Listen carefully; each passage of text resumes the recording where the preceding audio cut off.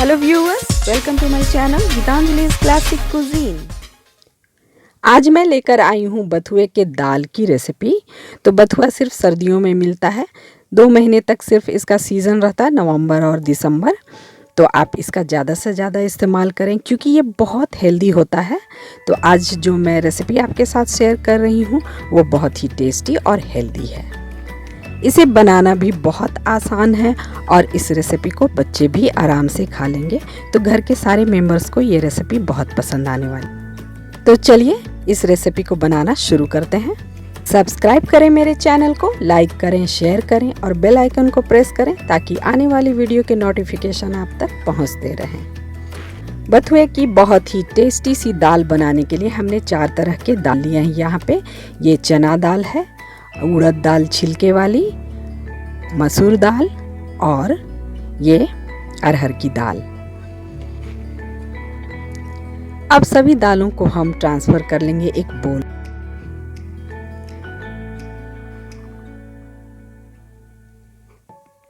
दालों को हमें अच्छे से 2 बार धो लेना है।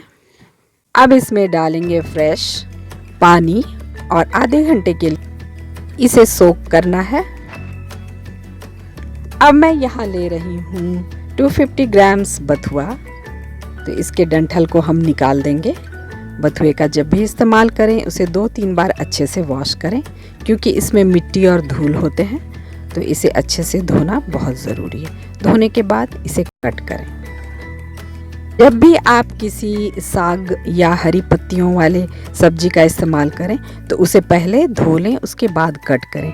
कट करने के बाद उसे वॉश ना करें, नहीं तो उसके न्यूट्रिशियस वैल्यू खत्म हो जाए। हमने इस तरह से इसे कट कर लिया है। अब इसे रखेंगे साइड में।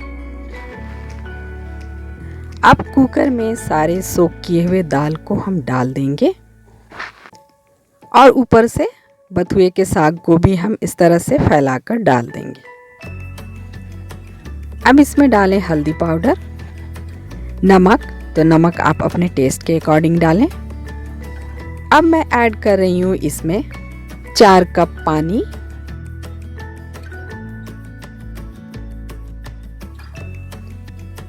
अब इसे कवर करें लिड से।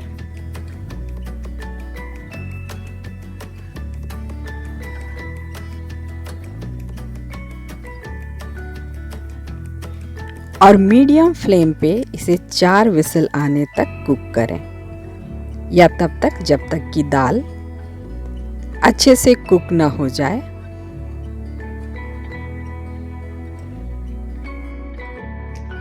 और अब इसे खुद से ठंडा होने दें। ठंडा होने पे लिड हटाकर देख लें।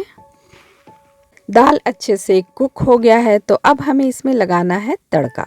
एक पैन में डाल रही हूँ मैं ऑयल। आप इसकी जगह घी भी डाल सकते हैं। थोड़ी सी हींग डालें और 1 चम्मच जीरा। जीरा के चटकते ही हम इसमें डालेंगे लाल मिर्च। अब बारी है इसमें लहसुन डालने की। तो हमने लहसुन को चॉप करके डाला है। ये 5-6 कलियां लहसुन की है जिसे मैंने चॉप कर लिया था। 1 इंच टुकड़ा अदरक, इसे भी हमने घिस कर लिया हुआ है। और ये हरी मिर्च, तो आप इसका पेस्ट भी बनाकर डाल सकते हैं, अदरक लहसुन और हरी मिर्च का। अब बारी है प्याज ऐड करने की। तो 2 मीडियम साइज के प्याज को चॉप कर फ्लेम को मीडियम रखें और लगातार चलाते हुए इसे फ्राई करें। प्याज को बहुत ज़्यादा फ्राई नहीं करना है।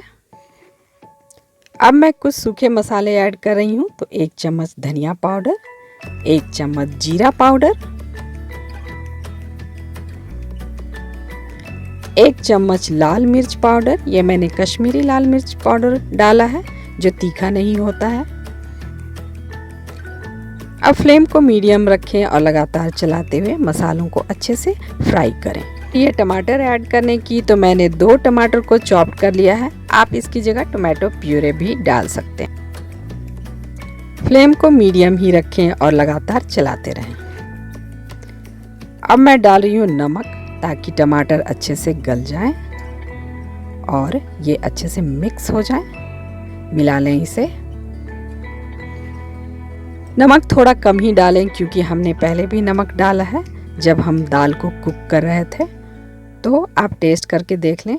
अब बारी है इसमें कुक किए हुए दाल को ऐड करने की। अब फ्लेम को मीडियम ही रखें और इसे अच्छे से मिक्स कर लें। तो आप देख सकते हैं ये देखने में कितना टेस्टी और कितना टेम्पटिंग लग रहा है। फ्लेम को बंद करें और इसे अच्छे से मिक्स कर लें। तो आप इसमें बटर भी डाल सकते हैं इसे और भी ज़्यादा टेस्टी बनाने के लिए। इसका कलर और टेक्सचर कितना बढ़िया लग रहा है, देखने में ही काफ़ी टेस्टी लग रहा है। आप इस दाल को सर्व कर सकते हैं चपाती या राइस के साथ। इस रेसिपी को ज़रूर ट्राई करें और अपना फीडबैक भी हमारे साथ शेयर करें। इस तरह की ढेरों मज़ेदार रेसिपी देखने के लिए सब्सक्राइब करें, मेरे चैनल को लाइक करें, शेयर करें और बेल आइकन को प्रेस करें ताकि आने वाले वीडियो के नोटिफिकेशन आप तक पहुंचते रहें। So thanks for watching and enjoy.